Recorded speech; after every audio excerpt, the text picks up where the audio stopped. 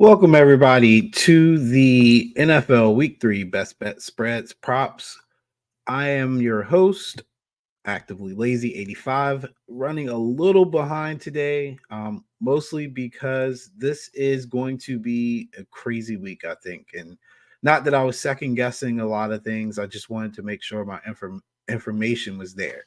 If you guys are wondering why I look like I'm so short, I have to change my chair. My son broke my normal chair, so until I get the new one, I'm sitting in basically a beach chair. So I'll try to sit up as high as possible so people don't think anything different. So getting into this week, if you will bear with me here, I am really looking forward to how things are going to play out across the league. I think this is a week where, honestly, we might be able to catch up a little if you're behind in your pick'ems. If you're behind on the Super Contest, I think this is a good week where you might see that it may require a little bit more luck than anything else. So I know that doesn't sound too optimistic, but just bear with me. I'll get into that because there's a lot of variables going on this week with the injuries. But again, welcome to the Fantasy Six Pack NFL Betting Show.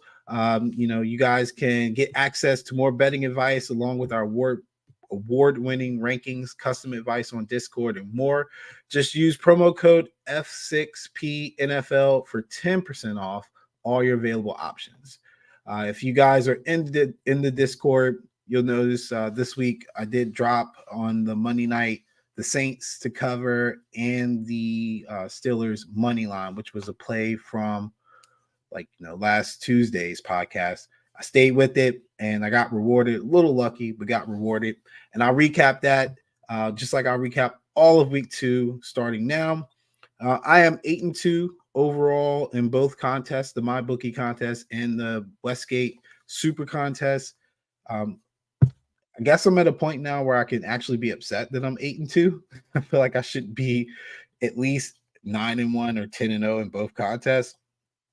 But it's a long week. I mean, it's a long season. It's not going to be defined by your first couple weeks. I know some folks who started 0-10 and ended up winning competitions that they've been in. So again, not really the end of the world. But let me just go over my Mybookie contest picks. I had the Seahawks +6, the Cowboys -3.5, the Falcons +2, the Broncos -3.5 being my only loss, and the Steelers +2.5. So anybody trying to figure out how in the world did you get the Cowboys at -3.5? The Mybookie contest is slightly different from the Westgate contest. When you're doing the Mybookie contest, the lines actually change adjusted to the market. So what it opens with will not be what it closes with, just like regular gambling. So in a sense, it's a little bit easier because you can change your picks as you go on until kickoff. Whereas in the Westgate contest, once you place your pick, that's it. So let's say I signed up for the contest and I put in my 5 plays today and it comes out on Friday. Joe Burrow's not going to play. I'm locked into the Bengals, whatever line that they had opening up, which right now is favored by 2. So you have to be a little bit more cautious with that. With that being said, when Aaron Rodgers went down, I knew immediately, there was not much speculation, just like unfortunately with Nick Chubb last night. There's no speculation. He's not playing next week. Mybookie actually sets up the week 2 lines a lot quicker than they do week 3, week 4, etc. So I was able to pick my week 2 contest at 2 a.m. Literally at 2 a.m. I could pick my week 2 contest. That is not the case this week. So I don't have a favorable line for the Browns-Titans game. But because of that, I got the Cowboys at 3.5 as a favorite. And that line ended up going up to almost 9.5, almost 10 in some cases on some markets. So that really helped me get a jump start. So I was very confident in that. The Broncos game was just disappointing, man. I think Russ is washed. As a gambler, you kind of have to look at it from a different perspective sometimes. You can blame coaching and certain things, but in this case, it's 100% on Russ. I don't know what else to say. They were up early, almost 3 scores, and I felt pretty good about it. But as they say, it's not over till it's over. And the Commanders came out at halftime. Well, actually, they brought it close to tied before the half, and then I think they just took over in the second half. Got that Hail Mary at the end. Got my hopes up, hoping for overtime and a win similar to what the Seahawks did, but I couldn't get it done, unfortunately. The Westgate contest, I had the Falcons +1. Again, these lines don't change. Falcons +1, Seahawks +5.5, Chiefs -3.5. Don't ask me why I didn't put the Chiefs in my Mybookie contest. Broncos -3.5, and the Patriots +3. Actually switched the Patriots in from the Steelers game. Don't ask me why I did that. But I gotta like, fuss at myself for that. Should have kept it how I had it originally. And I still struggle with that even in the super contest, not changing my picks or overthinking what I do. I'm probably shooting over 80% on picks that I don't overthink. But for some reason, it always creeps back in my mind, and then I'll switch it out, and boom, I lose. So the Broncos game again, I already talked about how that was disappointing. That Patriots game, man, again, just hoping for a backdoor like push in that case, because the Patriots didn't look good. I thought they could slow down the Dolphins offense a little, but I guess I was highly I was wrong basically. There's no slowing down that team. They're great right now and pumping on all cylinders. So not docking the Patriots a whole lot on their loss. I thought it would be close. That's why I took the 3. I took the 3 here because I thought it looked better than the 2.5 on the Steelers. And so in a contest where I can't get the line movement, I just wanted to get what I considered to be a primary number here, or key number, and it backfired on me in this case. And it's, again, it's fine. It's not going to end my season. I went 5-0 the week before, 3-2 this week in that contest. I think most people would be pretty happy if they laid 10 bets and won 8 in the NFL. So I shouldn't be upset, but I am a little disappointed in myself. This week, however, we are going to just hit the road running. I mean, the lines are a little shaky. There's a lot of injury issues that I was talking about before, I started on my week 2 recap. A lot of injury issues. We all watch the games on Sundays and Mondays, but at the end of the day, we kind of have to take the risk on some of these cases, or we kind of have to hold the position. And I'll talk about that when I get to the games in week 3. With the Mybookie contest, I can pick my 5 and just boom, let it play out the way that it plays out on the lines. And if I don't like something on Sunday, like the Falcons game last week, if I got the Falcons +2, but if I started feeling like the Falcons couldn't win, I started getting 3 points with the Packers. I could have switched that at the kickoff. Would have won either way because the Packers covered the 3 and the Falcons covered the +2. But that's just an example of how in that contest you can cap it like you're betting the money. Whereas the Westgate contest, you're locked in. No soon you submit. That's it.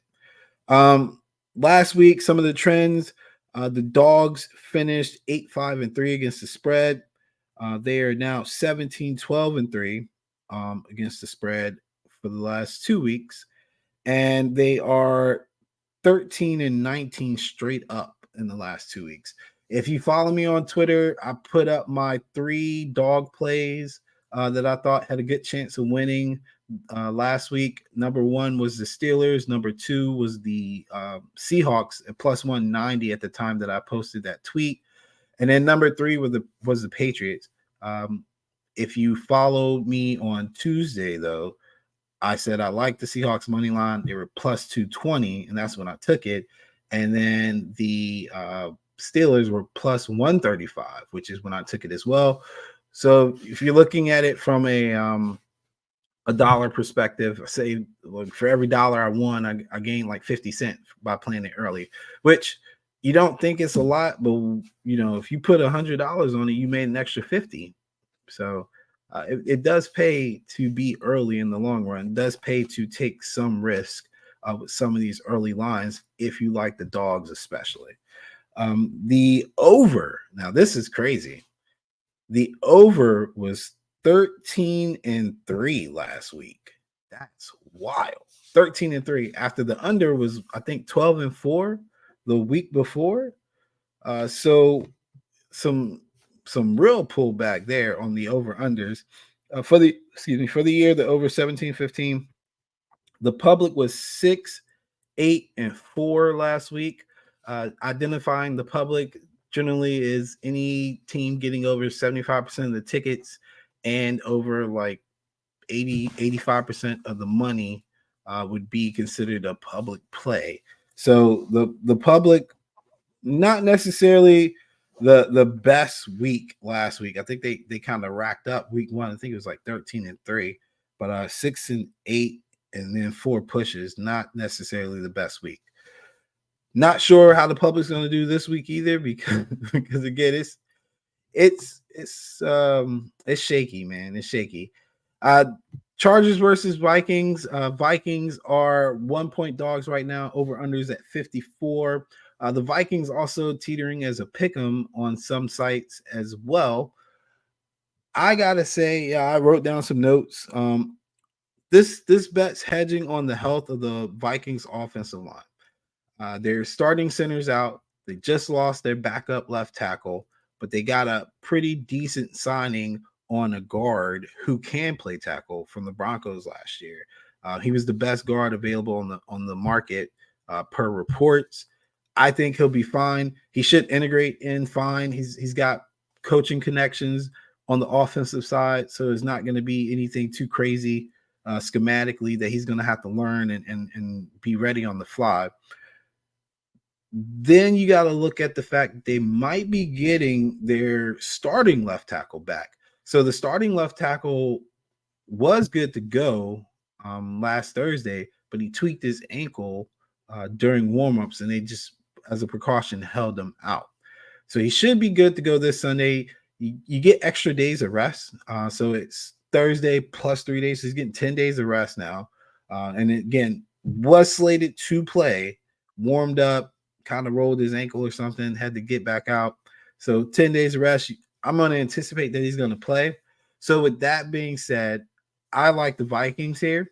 Again, hedging on the offensive line's health, because if the offensive line, if that starting left tackle doesn't play and, they get one more injury on the line during practice, it's going to be shaky.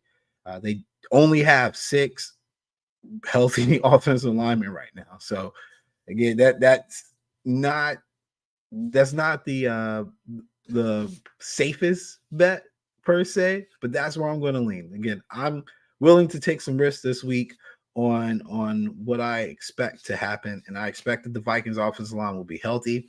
And I want to fade the Chargers here because this team just doesn't seem like they know how to win, which is really weird because they're so talented. And you can say the same thing about the Vikings. Like, do they know how to win? But here's my thing with the Vikings. The Vikings have been competitive in every single game, even when they've been beating themselves. So at some point, like, they can't keep turning the ball over in this kind of fashion. And it's not interceptions. It's just flat out fumbles and like silly things. Like, just protect the ball. Like the Jefferson goal line play. That's considered a turnover. Like, he fumbled it through the end zone. Like, what are the odds of that? So I feel like if they could just bring it together for one game, which I'm assuming will be this game, because they're still a talented team, I think they got a good chance to win this game outright. And if you're telling me this is a pick 'em and the Chargers are not a notoriously great road team, they're also going into their 3rd time zone in 3 weeks. They had a West Coast week 1, they had an East Coast week 2, and now they're in the Central time zone in week 3. So I think that's going to play a part.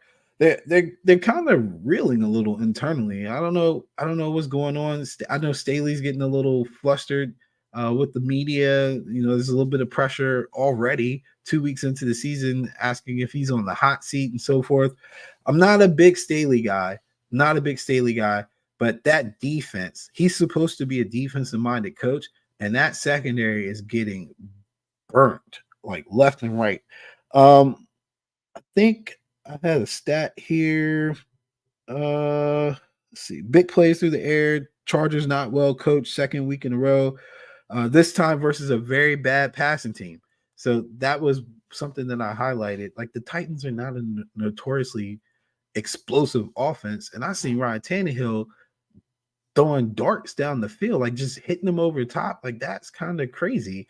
And then you're dealing with Addison and Jefferson, two guys who are looking to be explosive.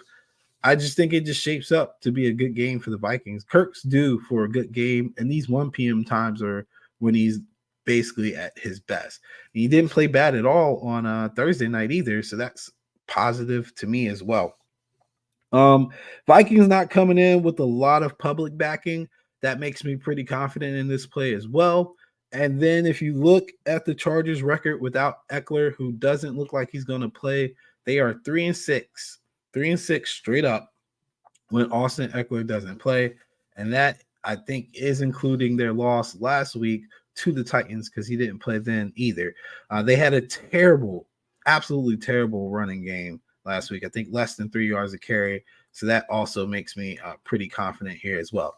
The over under of 54, I want to say over, but for some reason, the Chargers games just happen to not quite get there unless they're playing another up-tempo explosive offense like the Dolphins.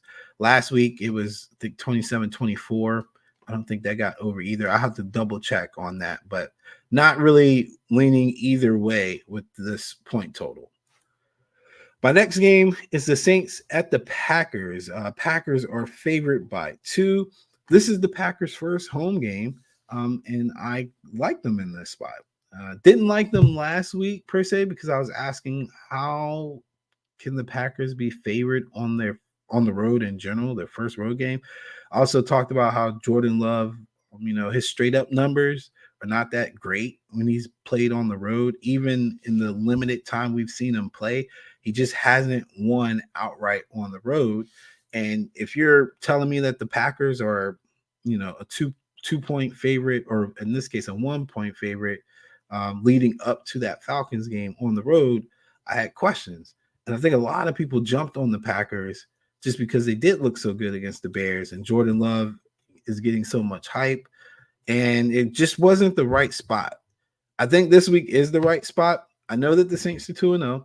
It's nothing against the Saints other than I think they've been starting too slow offensively.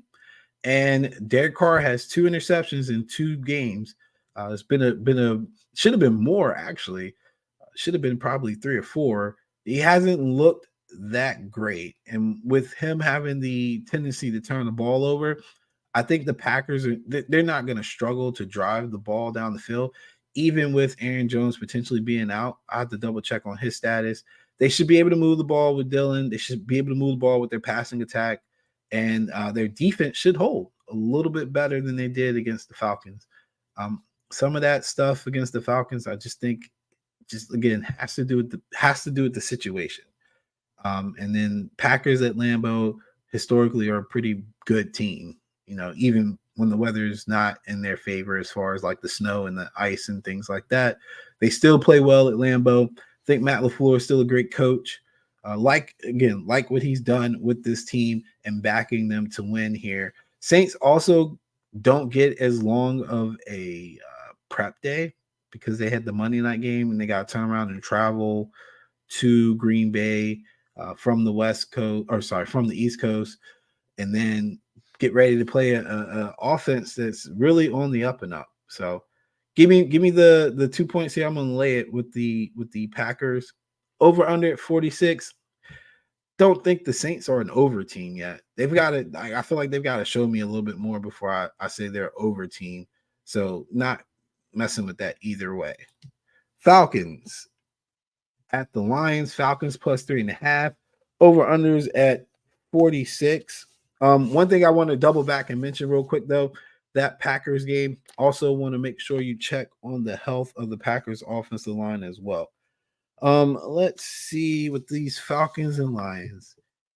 Third week in a row. I'm gonna say this, and I keep saying it and then doing the other thing, but I'm not a fan of Arthur Smith. I don't like him as a head coach, as a play caller. But he's got a lot of talent on this team, and they're actually playing a lot better defensively than I anticipated. And I think a lot of other people have anticipated. And I get that folks are like, well, they played the Panthers the first game, they played a rookie. Yes, but it was the second game that I was most impressed about. How they basically buckled down in the second half. Like clearly there was some kind of halftime adjustment made, and this defense came out and they held long enough for the offense to bring them back. And I think that's great. I think that shows a lot of confidence in the coaching staff to make adjustments.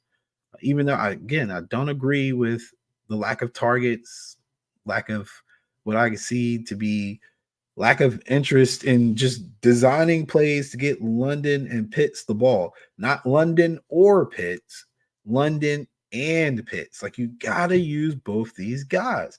If the Falcons figure out a way to use both those guys, they will be contenders in that division. And I get that Bijan's playing great. And, you know, when you draft a running back in the top 10, that's what you expect.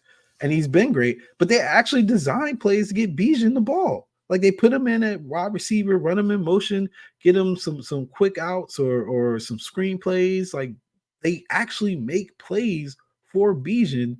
But I've yet to see a legitimate like emphasis to get my man Kyle Pitts the ball. Like it's crazy to me.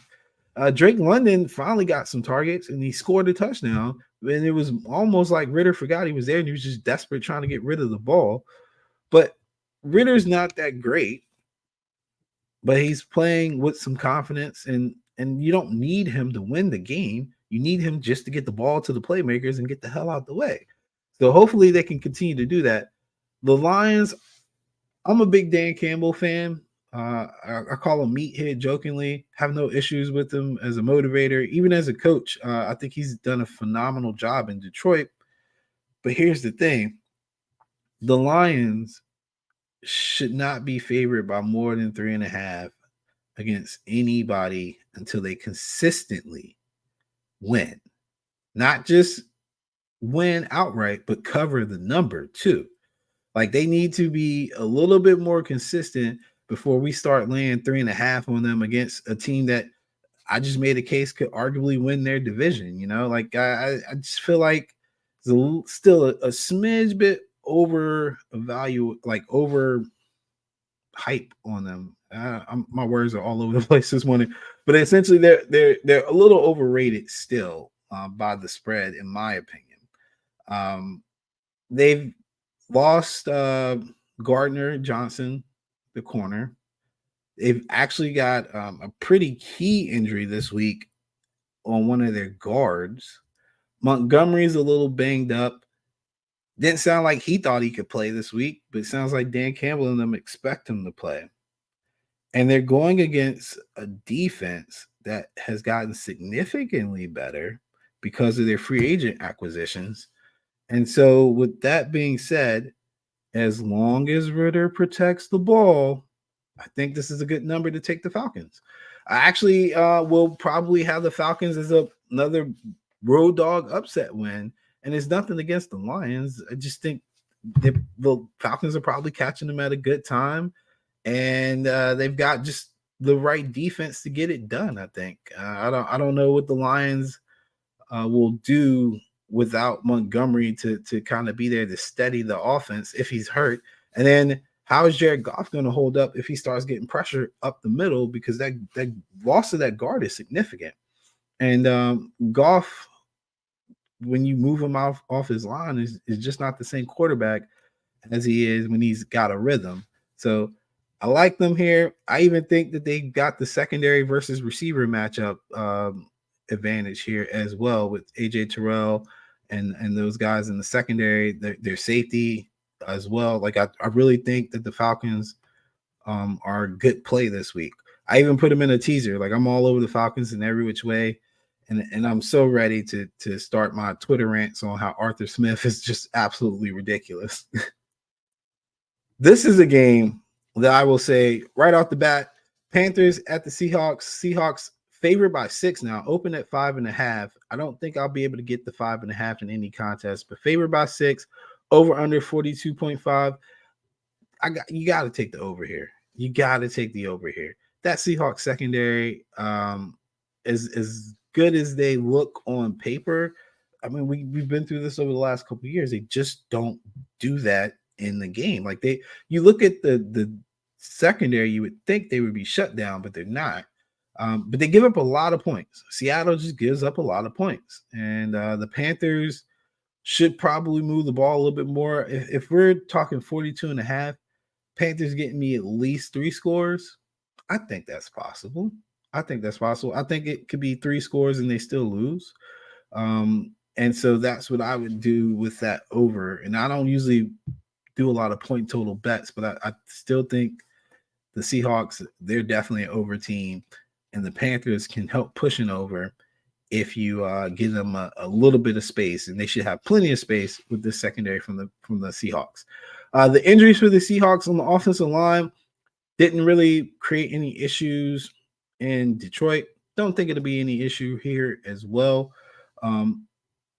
More of a fade of Bryce right now. Nothing against the kid. He's a rookie, and the Panthers are a team that doesn't have a ton of talent, and that's just their first road game from the East Coast to the West Coast as well. Something to keep in mind. And the venue in Seattle is a tough place to play. So I don't have any issues with taking the Seahawks. Don't want it any higher than 6.5, though. 6 is still asking for a lot when you have a defense that doesn't really stop anybody. But again, we got a rookie expecting some kind of turnover or hiccups that should be okay to boost my cover here. Lions passing attack at home is pretty formidable. Not quite the same on the road, something that I pointed out, and they've pretty much been moving the ball through the air. And then Pete Carroll in general has really good history against rookies at Seattle, which again you would expect. I mean, it's a tough venue to play. Seattle's also hungry to get their first win. I did highlight that. The team did start out 0-1 in front of their home fans. It's got to be like a sense of like, I smell blood in the water. Like, this is a rookie coming in. Panthers, you just had that great overtime win against the Lions. Keep the momentum going. Let me get Seattle here. And then my 5th game this week that I'm looking at, Titans plus 3.5 at the Browns, over under 40.5. This line was 4.5, and I'm still seeing 3.5. I'm sorry. I don't agree that Nick Chubb is just a 1-point difference. Are we serious? Did anybody watch Deshaun Watson the last 2 weeks and in the preseason? He has not been a good quarterback. He has not been the Deshaun Watson that Mike Vrabel and those guys over in Tennessee are probably used to seeing, because they got the prime Watson that played for the Texans. And, I hate to use this term so loosely for a player of his age, but he looks washed. I don't know what happened with the layoff, but like the Watson that I keep expecting to see come back just isn't there. And I swear that I don't understand if the Browns know what kind of quarterback they have, because they still do things that just doesn't make any sense to me for his playing style. And I thought for sure, okay, Chubb went down. And again, hate to see an injury like that. So I'm not dismissing it. But I'm saying from a schematic standpoint, when Chubb went down, I thought I would see some changes in the play calling or philosophy for their attack, because now you have to depend on your playmaking quarterback, and none of that. Nothing really changed. So it, to me, shows either some incompetence on the staff's part or lack of faith in Deshaun Watson, and it could be a combination of both. And then, Watson getting caught up in the moment uncharacteristically, getting those personal fouls and jawing and stuff. Like, maybe it's just because it's a division game and people got under his skin. But the Titans know this guy well, and he's had some really good success against them. But again, that version of him, I have not seen even a hint of that version. My friend was saying, the Deshaun Watson that was dueling with Patrick Mahomes is dead. So I'm starting to believe it too, man. I know the Browns whipped up on the Bengals at home, so I can understand why people would probably want to back them here. But I just don't think with Nick Chubb out, I don't think it's smart to lay anything over a field goal against anybody with the Browns right now. I mean, we just need to see a little bit more how they're going to bring it up. And then you got to think too, Amari Cooper wasn't 100% yesterday. He played well, but it was a physical game for the Browns. And they started, getting nicked up as the game got longer and longer. It was more Browns players laying on the ground and needing a medic than it was Steelers players. So how's that going to affect them coming into this week as well? And the Titans at plus 3.5 are always a stingy team. Always a stingy team. Mike Vrabel does some weird stuff as a coach. Like that Saints game, I had them plus 3.5 in that Saints game. He was down 4 and he kicked the field goal. Hopefully, maybe I can get that this week too. We just need the cover. What do you think? So I'm not sure what the lines will be because I don't think there's enough history for us to kind of have an idea because they don't play a lot, I would think maybe anything for Ford because I think he was the guy that ran the longest run yesterday. For him, probably somewhere between 47 and 52 yards, maybe. I wouldn't take an over on the Browns rushing props this week for the simple fact, having watched Watson for the last couple weeks, I find it hard to believe that Mike Vrabel and this Titans team won't just sell out and make him have to throw, make him have to beat them because Nick Chubb isn't there and Watson looks like he's like a better version of what Justin Fields might be right now, and Justin Fields isn't good. Like he just doesn't look like he's processing and comfortable.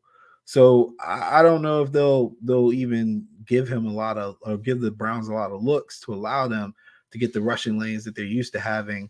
And most people still load the box. Nick Chubb's just an amazing back. So bet that at your own peril there. So I would, me personally, I would just like more data before I run and jump on something like that. And there's plenty of other props that are out there with guys who have healthy trends that you could take rather than taking these two.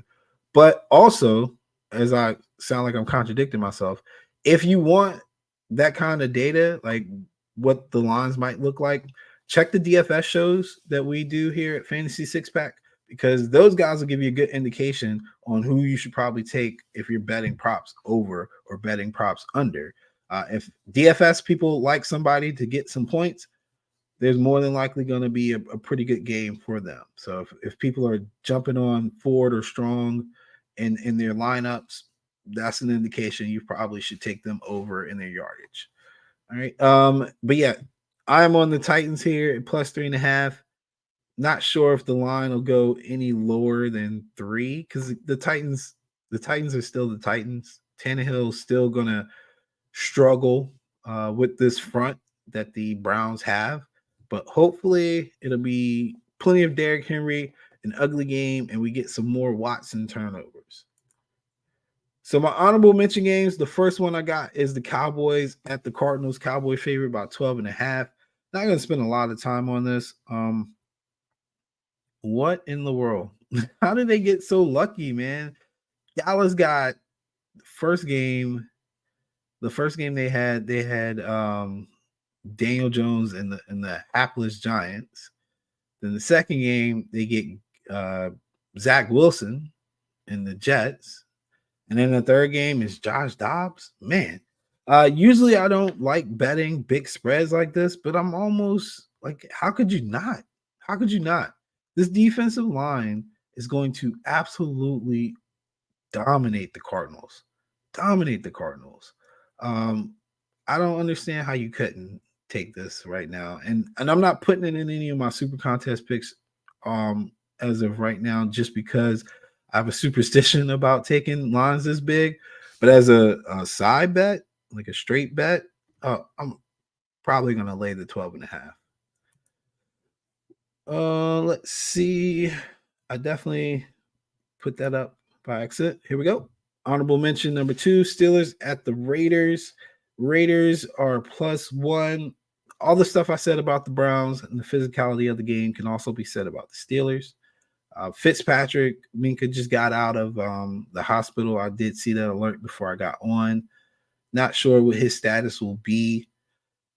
A good report on Devontae Adams and the concussion. Doesn't sound like he's going to be in concussion protocol either. But I just think it's a prime spot to fade the Steelers. The offense did not look good. They're very fortunate that defense balled out like they did, and that could very well happen on Sunday. That the defense gets enough of Jimmy Garoppolo, who's prone to turn the ball over as well, and they'll win here. But Raiders' first home game, a history of Mike Tomlin teams not performing well when they're on the road, like this up and down, and it's indicative of his record of being basically 500 a lot of times, because it's just up and down. And this young team, man, I don't know if they're going to be focused enough to put two games together. So I like the Raiders here, especially coming off of a blowout loss to the Bills. Seems like a prime spot where people would fade the Raiders. You got to remember, these guys in the NFL are professionals. The Raiders, some people had them as like a 7-8 win team. This is a game that they probably should win and need to win in order to meet those expectations. So I'm leaning to the Raiders, maybe even putting them in the super contest. I'll have to just wait it out and see. Rams at the Bengals. I put this on here. Bengals favored by 2. Here's the thing. They were favored by like 6, and the news came out that Burrow's calf is aggravated again, and the line just collapsed. And then I actually locked this in at Bengals -1.5, and I'll explain why and tell you what my strategy is here. So I have a 1.5 on the Bengals at -1.5. I don't believe that the Bengals are an 0-3 team. I know that they've been playing pretty bad. They've had a rough go of it, but they've played 2 divisional opponents, 2 teams that know them better than anybody else except for the Steelers. I don't want to read too much into that, because now they get a chance to play somebody that, 1, they definitely want to whip because they lost the Super Bowl to them, and then 2, doesn't play them every 2 weeks, like the Browns give them fits all the time in those situations. The Ravens have given them tough games in those situations as well. They're divisional opponents. The Rams, they're playing with house money. They had a great win against the Seahawks, came back, backdoored on the Niners at home, and then they come out in another road game in a different time zone against a team that has got to be absolutely desperate. The Bengals cannot go down 0-3. If they go down 0-3, having lost 2 divisional games, you might as well say they're not going to make the playoffs without a miracle. I'll just put it out there. Like, it's hard enough for teams that start 0-2 to get into the playoffs. It's damn near impossible to be 0-2 in your division to start out and make the playoffs.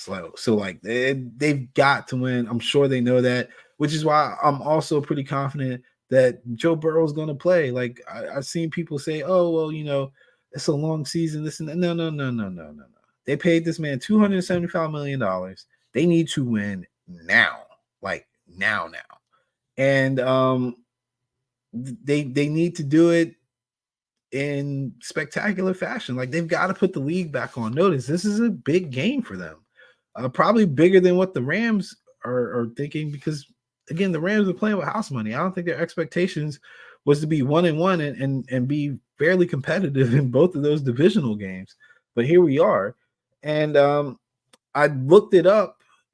I watched the game and I didn't see Joe Burrow look like he was hurt or limping or anything like that. But it was the post game and the news yesterday that makes me feel like he's gonna play. He hasn't been. They didn't have him in a walking boot or anything like that, and there was no noticeable limp when he was walking as well, per reports from the beat writers. And so I'm just like, man, I think this is people just overreacted because he gave an excuse, and it wasn't a good excuse. Like me personally, I don't want to hear that. You just played bad. Again, second week in a row, you played bad. Also, somebody please take the play calling sheet from Zach Taylor. He did this crap last year. The Bengals are too good to be a side-to-side team. They shouldn't be throwing screens. They shouldn't be throwing behind the line of scrimmage. They should always be going vertically or attacking the middle of the field because those are the personnel people that they have. T. Higgins, vertical threat. Jamar Chase, vertical threat and across the middle. Boyd, across the middle threat. That's where they should eat. Mixon should be an all-purpose back. And the crazy part is he typically averages around 4.5 yards on the ground, but they don't utilize them enough in the run game because they're too busy trying to protect Burrow, who's holding the ball too long because they're running routes too deep. Like it's the same nonsense every year for the last 2 to 3 years, I think. Since Burrow's been a rookie, this is like every year they go through these lulls where you're trying to figure out, are the Bengals done? Are they not good? And then they run off 11 ATS wins in a row. So I'm betting on the 11 ATS wins in a row to start here very soon. And, I could be wrong, could definitely be wrong. And I will 100% hold myself accountable if I am wrong. So with that being said, I also have a unit and a half set aside to hedge this bet. All right. So if you guys are not familiar with hedging your bets, basically you play one way, keep an eye on it. If something doesn't seem right, you go the opposite way. So at worst case, you either break even or you gain more money because you hedged. It just kind of depends on what the hedge is. Anytime I'm playing over a unit, even if it is a unit and a half, I'm going to hedge it, just to be on the safe side because I don't want to completely zero out my account. So I took them at favorite by 1.5, the Bengals. I think they're going to win if Burrow plays. So I'm invested. But come Sunday, if Joe Burrow ain't playing, I'm going to hedge for sure. Okay. So that is my advice to you guys to do that same thing. Like if you see a line that you like, and there's because this week is definitely a will they play, will they not play week. If you see a line that you like and you think there's a good chance that a player who matters will play, just put the money down early, get in before the market adjusts. If the market adjusts in a way that's negative to what you were thinking, then just go back and hedge. Okay. But I'm going to take some chances this week. It's an 18 week like season. So if you want to take chances as a gambler, if you want to take chance as a contest player, you still have time to do that. You still have plenty of time to do that. So don't be afraid. The prop that I'm going to give today, there's not a lot of data on props for players yet. I think a lot of times they try to wait till like maybe Friday or Saturday to drop that. So if you want player props, check my Twitter. I'm going to start adding those. I dropped a couple on a podcast last week with some of the guys here on the Sunday show. And they all hit, and that's great. It's always great when you come in with winners. But I'll try to continue to work on some props. I'll collaborate with the DFS guys. I'll check in with them too. And again, I really think there's a good collaboration that could be done for people who really like DFS, who really like the prop betting aspect of NFL, to just put your heads together. If these guys like Jamar Chase, we got 30 experts in the group. If 27 of the 30 got Jamar Chase in their lineup this week, I'm probably going to bet Jamar Chase to score anytime, to score 2 touchdowns, to get over his yards, to get over his targets, etc. Like, DFS is the way to go if you want to make money on props, because those guys just know. They just That's what they do. They crunch the numbers and look at the stats. Whereas, somebody like me, I'm more into the spreads and the over unders.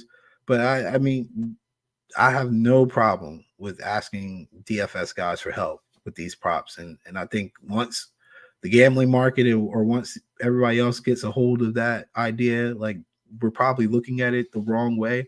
Let's collaborate with these guys. It's going to be a lot of money made for folks doing that. So give me the Niners team total over 27.5 this week for the Thursday night prop. Kind of high, but this Giants offense or defense is so bad, like so bad. They're averaging 34 points a game. They just gave up 28 to the Cardinals, man. And I'm a Niners fan, and I get so frustrated with Kyle Shanahan. And so if he doesn't get at least 28 against this sorry defense, I might scream. Wink coaches the same way every single time. You're going to get pressure. You're going to get man to man. You're going to get plenty of space to cook these dudes across the middle and anywhere inside the hashes, which is where we typically try to target people in our passing attack anyway. I'm looking for a big game from Kittle. So let's get it done, man. Let's get it done. Over 27.5. 1 unit on that. I've got that on DraftKings, but I don't have that on Bookmaker or Mybookie yet. But the minute it drops, literally on every single platform I got, I'm just going to put a unit on it. All right. So that is the week 3 breakdown for you guys. Feel free to DM me, hit me up on Twitter. I'm trying to be more active on that. If you're in the Discord channel, by all means, check me out. Hoping that I can get this college football thing back around, because college football has got a great week this week to play some bets. So hoping I can get that turned around. But if not, just remember there's a lot of money in the NFL, and I'm invested a lot in the NFL. So if I had to pick between winning in college and winning in the NFL, I'm going to pick the NFL right now. So, but I like to do both either way. So good luck to everybody this week. If you know any information or you find something out that you think might be interesting, send it to me. I mean, that's what we're here for, to help each other. We're against the books, okay? So we're all trying to win. Follow the beat writers for the teams. Look at the practice statements and everything that guys are saying. Check Roto World, Roto Wire. And again, get with the DFS guys because they're going to know about injuries as well. And then stay the course. Good luck.